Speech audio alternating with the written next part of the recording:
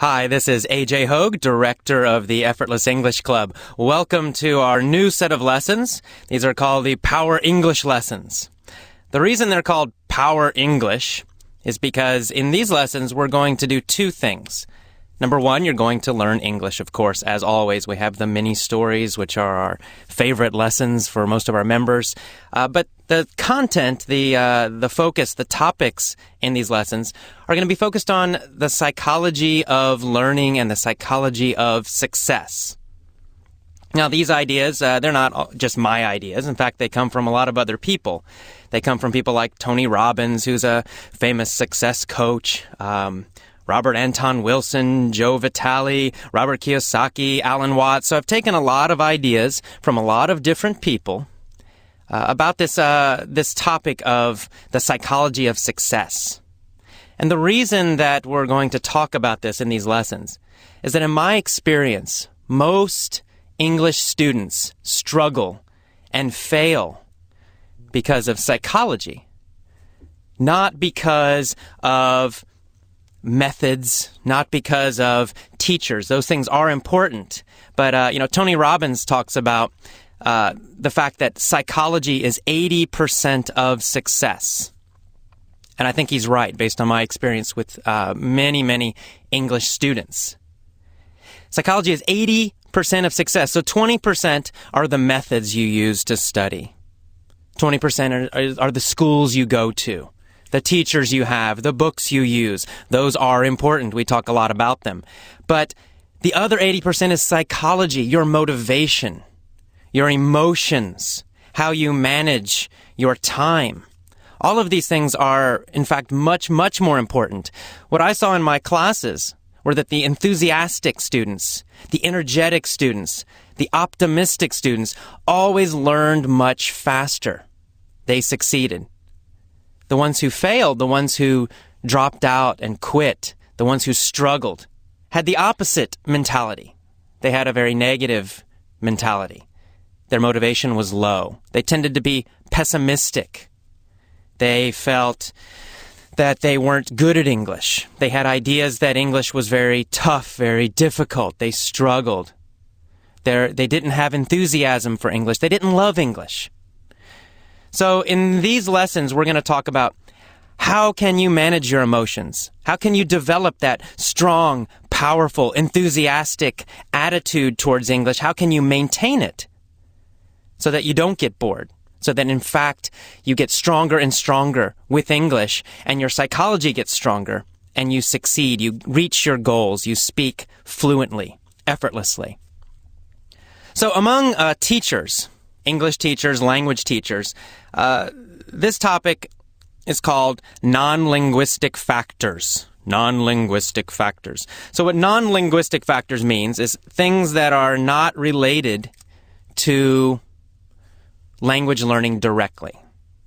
When we talk about language learning research, when we talk about the best methods to use when you learn English, those are linguistic factors, right? They're related to the language. Non-linguistic factors means not related to the language. This has nothing to do with English. It's more about psychology. Motivation, for example, is a non-linguistic factor. So that all it really means is just emotional factors. And there are actually many research studies about this topic. Dr. Stephen Krashen down in Los Angeles, probably, again, the expert in language acquisition, language learning, has done many studies, and he has also looked at many studies, and he's found that non-linguistic factors are equally or, in fact, more important than the linguistic factors to determine who is successful ultimately. What that means is that things like your emotions, things like your peer group, the community that you belong to, your feelings about English are as important or more important than the methods you're using to learn English.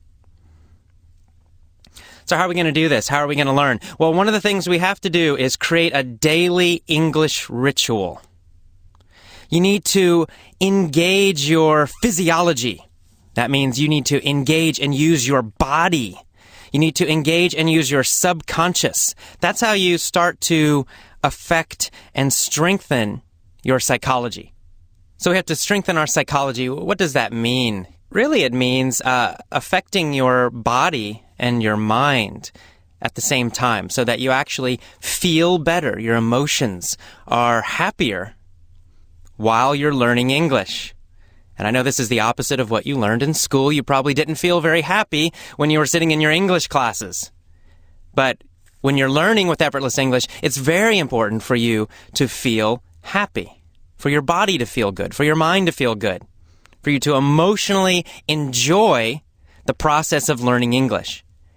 Of course, it's just more fun. You're going to like it a lot better. But the other benefit is that you actually will learn faster. You'll improve your grammar faster. You'll improve your pronunciation faster. You'll remember vocabulary words better, longer, and faster when you feel good. So there's a very practical reason for doing this too. So we're going to talk a lot in detail in these lessons about how to do this. But just right now, during this introduction, let's talk a little bit about a daily plan, something you could do immediately, right now, today, to start improving your success with English by changing your psychology. So here's a little ritual, a little plan you can follow every day to start improving, to start feeling better, and then therefore improve your motivation and to learn English faster and faster and faster, better and better and better. And it's very simple. So the first thing you're going to do is when you get up in the morning, the first part of this plan, this daily plan, you want to get into a peak emotional state. Peak means top. For example, the top of a mountain. When we talk about a top of a mountain, the very top we call the peak. So we're saying a peak emotional state means a top emotional state or top emotional feeling. It means you want to feel great, not just good. You want to feel really great. It's the first thing you need to do before you listen to any English lessons, before you study. You want to first be sure that you feel great. How can you do it? Well, it's really easy. I recommend, for example, using music. And I actually do this myself in the morning, most mornings. I will put on some great, exciting music that I love, jump around, act like a crazy person, and get myself feeling energetic and happy. Do that first before you listen. So move your body, smile. We're going to talk about this more in detail in later lessons. But just for now, every morning when you get up, first put on some music, some energetic, happy music that you like. Smile, move around. Do that for maybe 5 minutes, maybe 10 minutes. Then when you're feeling really great, your body's moving, you feel like you have energy, you're happy, then start your English lessons. The first thing you want to listen to is the main article, the main audio. That's how you're going to use these lessons. So the first thing is listen to the main talk. And you can read this as well the first time. If you cannot understand easily, you can read the transcript and listen at the same time.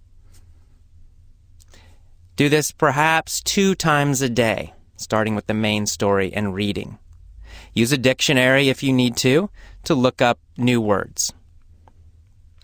Next, listen to the vocabulary. So in the vocabulary, again, I will discuss the meanings of some of the difficult words that I used. And again, you can read the transcript of that vocabulary lesson. There's always a transcript you can read. If you can't understand my speaking, if I'm too fast, then read at the same time. It's okay. Next, you'll listen to the mini story. And the mini story is the most important lesson. The mini story is designed for deep learning. In the mini story, I'm going to ask a lot of very easy questions while I tell a story. In fact, I really ask the story. I don't tell the story. Why am I doing this? Students ask me, well, why are the questions so easy? Well, the questions are supposed to be easy because I want you to answer fast and automatically.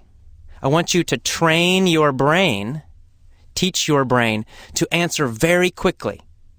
I don't want you to translate from your language to English or from English to your language.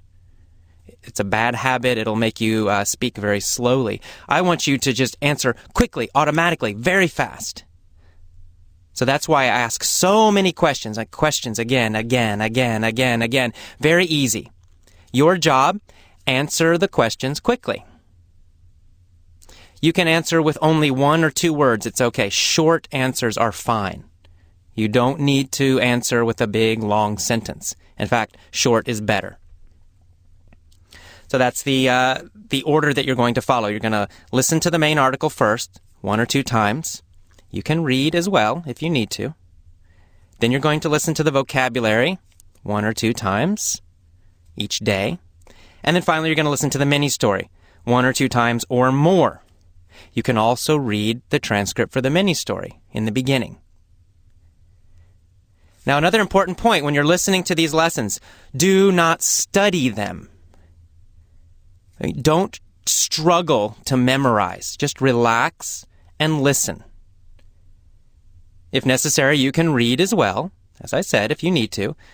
But relax. You're not trying to memorize anything. Just let it come in. Let the English come into your ears and into your eyes.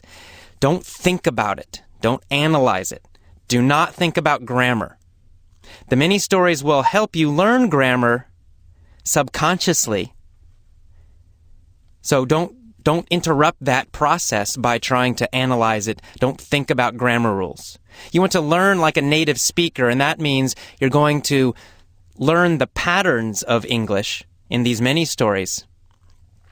You might not be able to explain them, just like native speakers usually cannot explain grammar rules. But that's okay. You want to be able to use them correctly. That's the important part. So again, you want to relax. Do not study. Do not think about grammar rules. Do not try to translate. Just relax and listen. That's why we call it effortless English. It should be effortless. You should be smiling, relaxed, and just listening. Now, another important point. You want to move your body while you're listening to the lessons. This will keep your energy high. So, what do I mean by that? Well, a really easy way to do this is just to walk.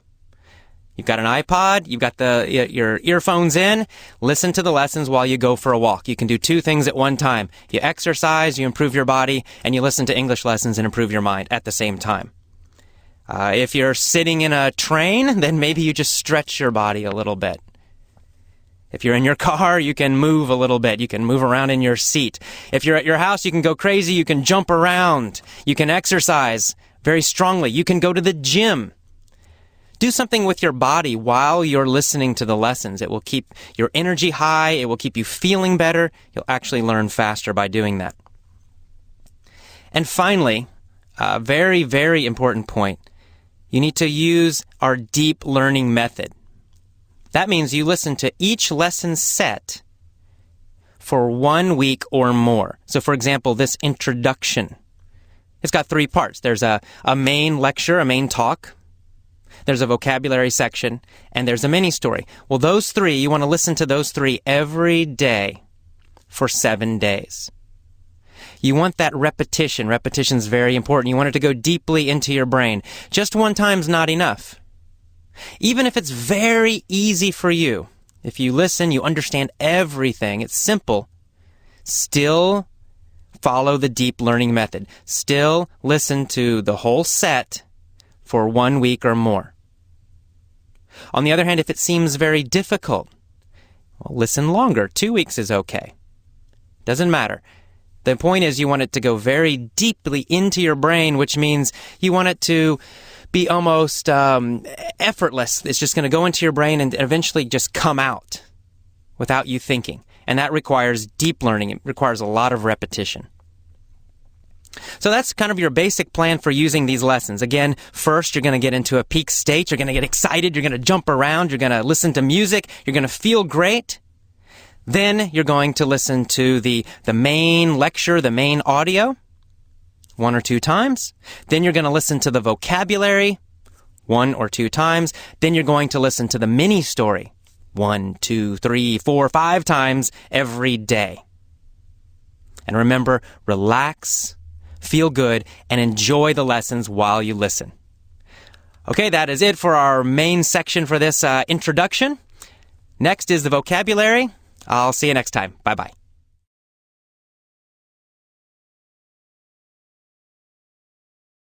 Hello, welcome to the vocabulary for the Introduction to Power lessons. Let's start. Okay, let's talk about our first word is linguistic. Linguistic.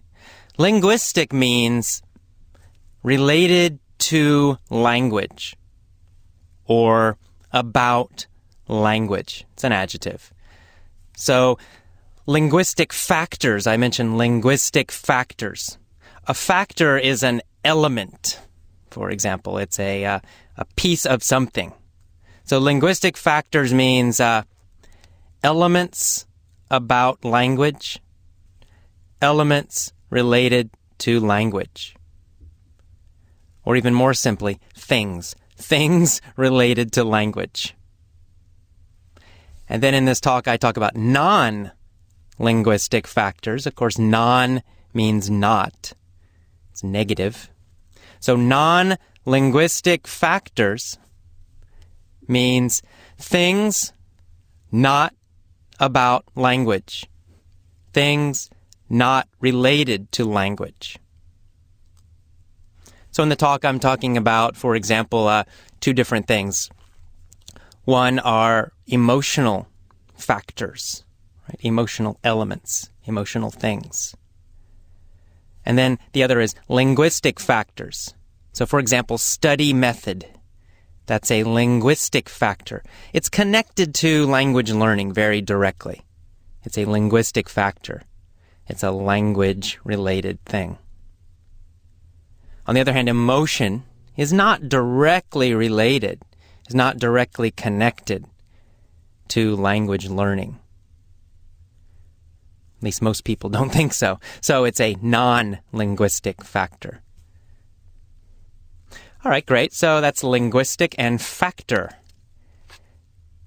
Let's talk about next subconscious. I mentioned the word subconscious. Sometimes you hear the word unconscious is another synonym for that. But subconscious means something that is under your normal thinking. So, for example, if you're quite hungry, suddenly you find that you're hungry, but you're busy, you're thinking about something else. You're reading a book, but kind of under your thinking, you have this idea, I'm hungry, I'm hungry, I'm hungry. It's not a conscious thought. It's not a strong, direct thought. It's not at the top of your brain.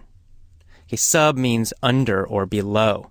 So it's kind of in the bottom, the back of your brain, this sort of quiet, small voice, or this quiet, small thought. So that's subconscious. So I mentioned that you want to engage your subconscious. To engage means to use. To use or to, it's like turn on. So to turn on your subconscious. To use your subconscious, to engage your subconscious. It means you want to use those emotions that are in the back of your brain or the bottom of your brain. You want to use that quiet voice. You want to use those strong emotions that are kind of in the back because they're very powerful. So engage your subconscious means use those. It means choose to use them in a powerful way. I also talk about engaging your physiology. Physiology. Physiology means related to the body. So it's related to the word physical. Right? Physical means body, something that is connected to your body or in your body. Okay, not your brain, not your mind. It's body. And physiology, again, is a similar idea. Physiology means what is happening in your body. It's the systems in your body. It's the parts of your body. So again, engage your physiology means use your body, right? Engage is turn on or use. Physiology, body. So engage your physiology. Engage your body. Use the parts of your body. Use the systems in your body. That's what that means. All right, great. Next, let's talk about the word peak. So peak I mentioned in the main story. Peak means top. Now, often we use this to describe, for example, a mountain. The very top of a mountain, we say it's the peak, the mountain peak, or the peak of the mountain. It's the very top part.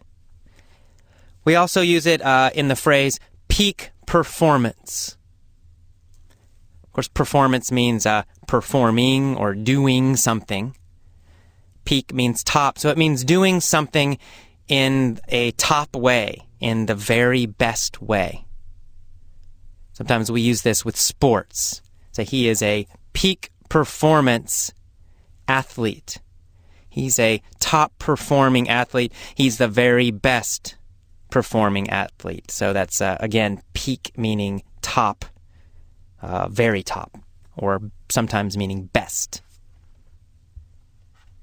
Okay, so peak meaning top, so emotional state. I talk about peak emotional state. So top or best, peak. Emotional, of course, feelings. And state. State means kind of your situation or experience. So an emotional state means it's the general emotional feeling you have right now. So I might say, I'm in an angry emotional state. That means it's kind of a long-term idea. It means generally, for some time, I feel angry. Now, this is a very formal kind of academic or intellectual way to say I'm angry. Okay? So this is a little bit more formal kind of English. But again, an emotional state. It's a general emotional feeling, and it has a little bit of the idea of a long time. So a peak emotional state, a top or best emotional state, it means feeling very good for a while. Right? Say, I'm in a peak emotional state. I'm feeling very good for some time.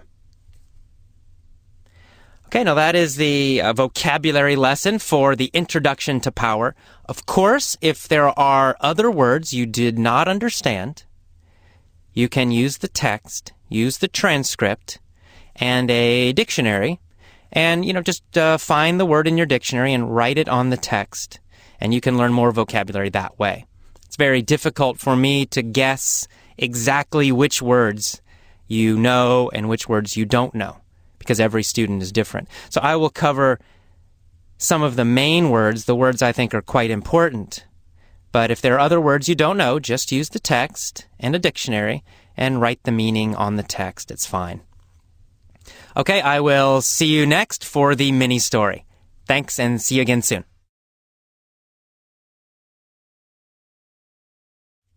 Hi, this is AJ Hoge. Welcome to the mini story for Introduction to Power English.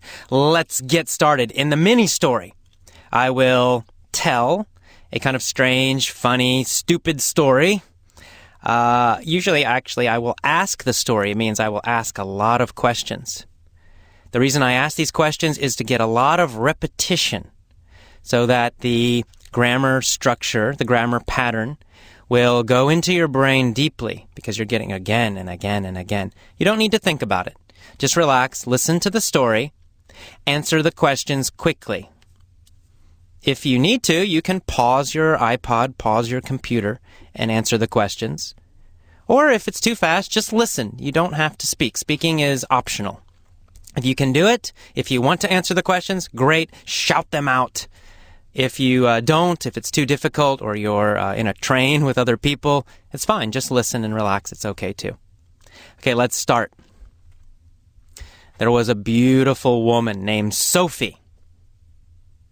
Sophie had to play Tiger Woods in golf in just 1 month. Who had to play Tiger Woods in golf in just 1 month?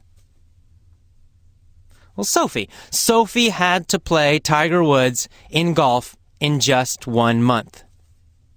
What kind of woman was Sophie? Sophie was a beautiful woman.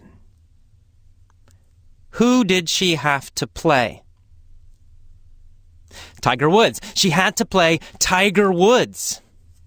Who had to play Tiger Woods? Sophie. Sophie had to play Tiger Woods. In tennis, right? No, not in tennis. In golf. Sophie had to play Tiger Woods in golf. When did Sophie have to play Tiger Woods in golf? In 1 month. Sophie had to play Tiger Woods in golf in just 1 month. Was Sophie worried or was Sophie happy? Well, Sophie was worried. Why was she worried? Well, because Tiger Woods is the #1 golfer in the world. And Sophie was not good. Was Sophie a good golfer? No. Sophie was a terrible golfer, in fact. Was Tiger Woods a good golfer? Well, yes, of course. Tiger Woods was a great golfer, and he still is a great golfer. So, Sophie went to Japan. Where did she go? Japan. Sophie went to Japan. Who went to Japan? That's right, Sophie. Sophie went to Japan. Why did she go to Japan? Well, to find a golf coach. Of course. She went to Japan to find a golf coach. Where did she go to find a golf coach? To Japan. She went to Japan to find a golf coach. To find what? A golf coach. She went to Japan to find a golf coach. She found a coach named Yoda. What was the coach's name? Yoda. The coach's name was Yoda. Was the coach's name Bob? No, the coach's name was not Bob. The coach's name was Yoda. Whose name was Yoda? Well, the coach's name was Yoda. What was Yoda? Yoda was a golf coach. He said, "I can help you learn golf, Sophie." He said, "If you use your subconscious, you will become a golf master." What did Yoda say? He said, "If you use your subconscious, you will become a golf master." What did Sophie need to use? Her subconscious. Yoda said, "If you use your subconscious, you will become a golf master." So if she used her subconscious, what would she become? A golf master. He said, if you use your subconscious, you'll become a golf master. Would she become a tennis master? Or would she become a golf master if she used her subconscious? Well, if she used her subconscious, of course, she would become a golf master. What did she have to use? Her subconscious. She had to use her subconscious to become a golf master. Who said this to Sophie? Yoda. Yoda said this to Sophie. What did he say?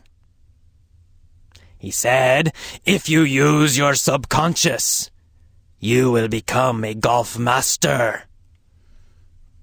So Sophie tried to use her subconscious. She closed her eyes every time she played golf. Yoda said, "Use your subconscious. Close your eyes." Unfortunately, it didn't work. Did Sophie become a golf master? No, she didn't. She did not. Every time she hit the ball, it went into the trees. Did Sophie try to use her subconscious? Yes, she did. She tried to use her subconscious. She closed her eyes and tried to use her subconscious. When she tried to use her subconscious, was she successful? No, she wasn't. She was not successful when she tried to use her subconscious. Every time she hit the ball, it went into the woods, into the trees. Ah, poor Sophie. So, Sophie went to Hawaii. Who went to Hawaii? Yoda? Not Yoda. Sophie. Sophie went to Hawaii. Why did she go to Hawaii? To find another golf coach. Why did she go? To find another golf coach. Did Tiger Woods go to Hawaii? No. Tiger Woods didn't go to Hawaii. Where did Tiger Woods go? South Carolina. Tiger Woods went to South Carolina. Where did Sophie go? She went to Hawaii. Why did Tiger Woods go to South Carolina? Well, to find a coach. He also wanted a golf coach. He found an Army golf coach. The Army golf coach said, "You must run 30 miles every day." Did Tiger Woods close his eyes when he played golf? No. He didn't try to use his subconscious. Tiger Woods ran 30 miles every day. He did not try to use his subconscious. Sophie had tried to use her subconscious. Tiger Woods did not. So Sophie went to Hawaii, and she found a surfing golf coach named Farley. What kind of golf coach did she find? A surfing golf coach. Who found a surfing golf coach? Sophie. Sophie found a surfing golf coach.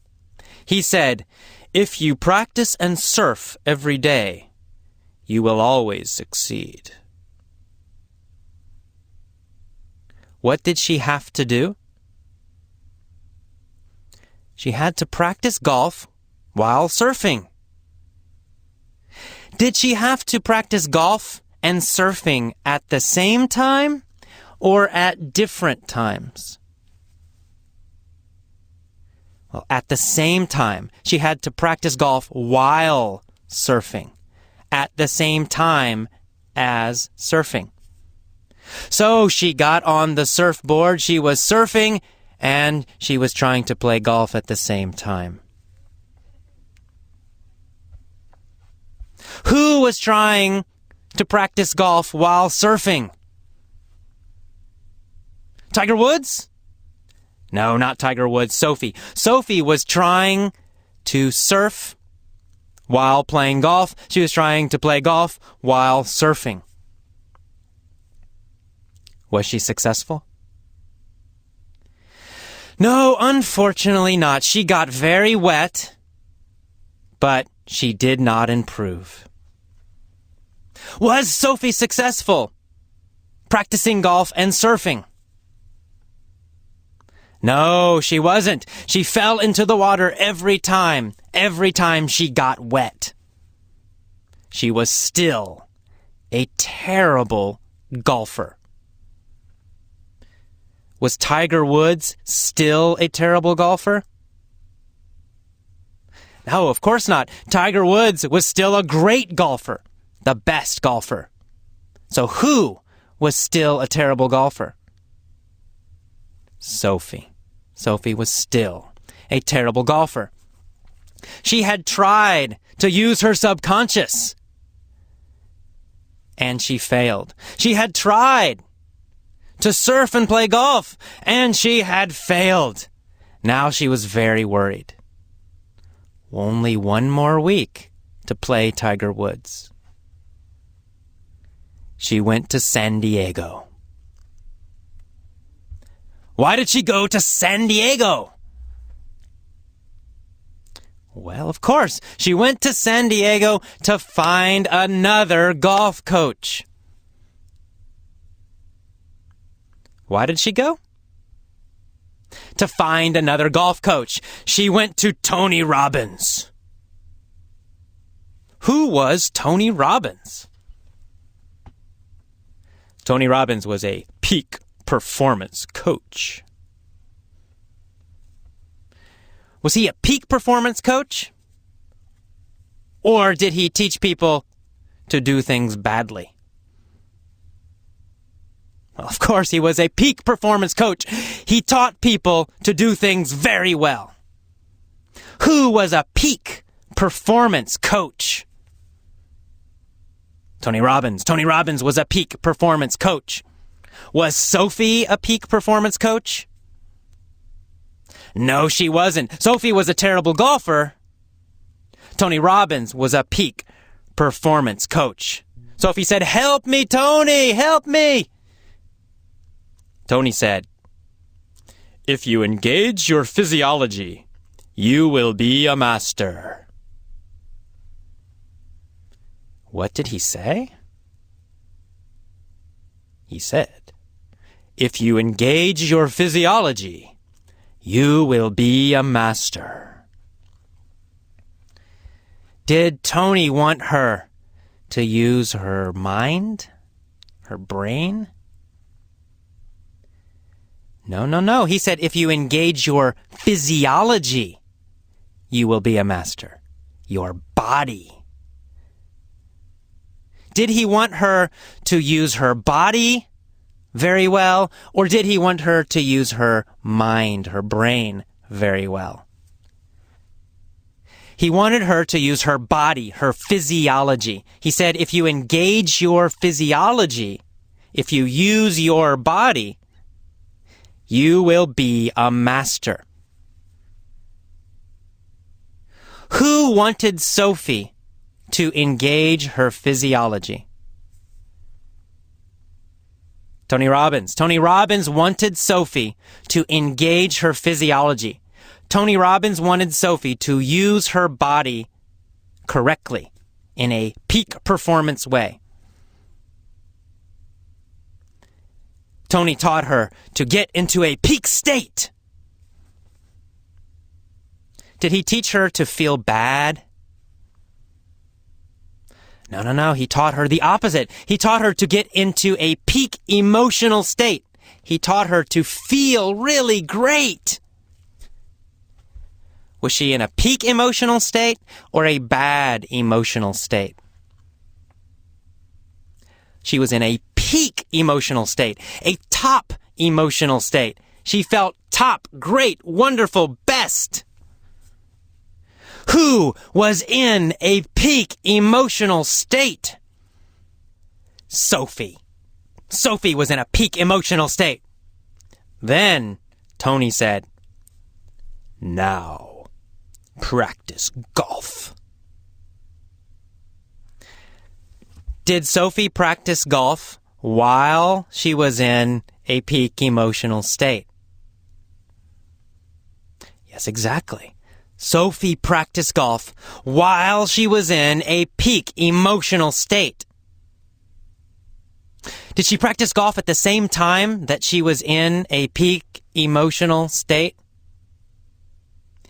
Yes, at the same time. She practiced golf while she was in a peak emotional state.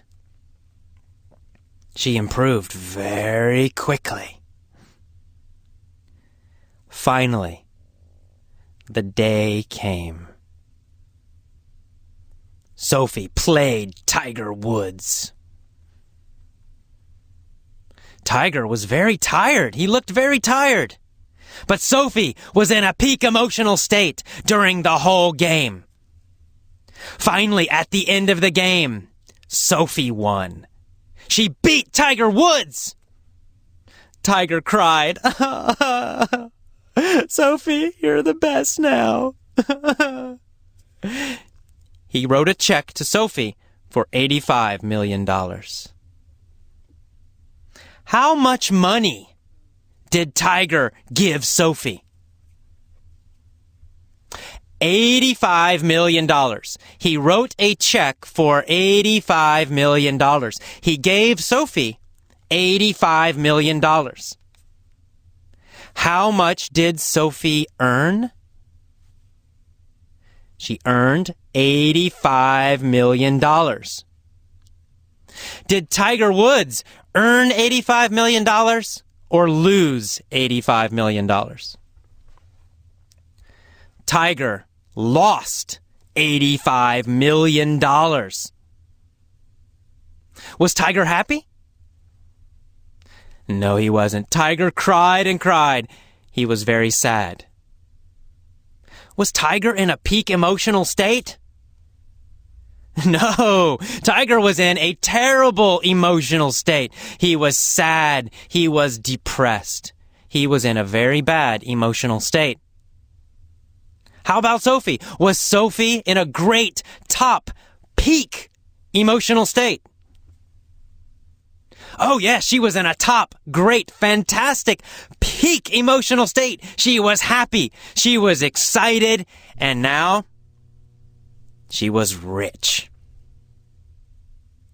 Okay, that is the end of the mini story for the Introduction to Power English.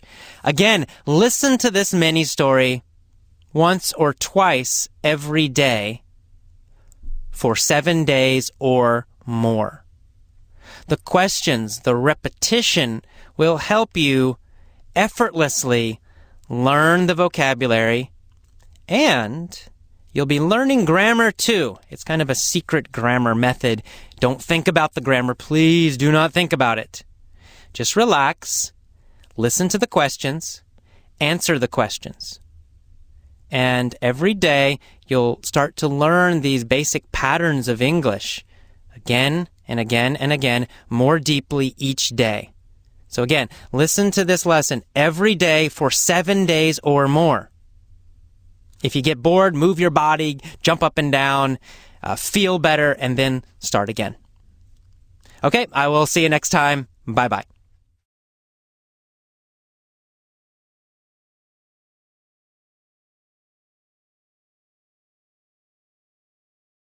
These lessons are sold only on our website, Effortless English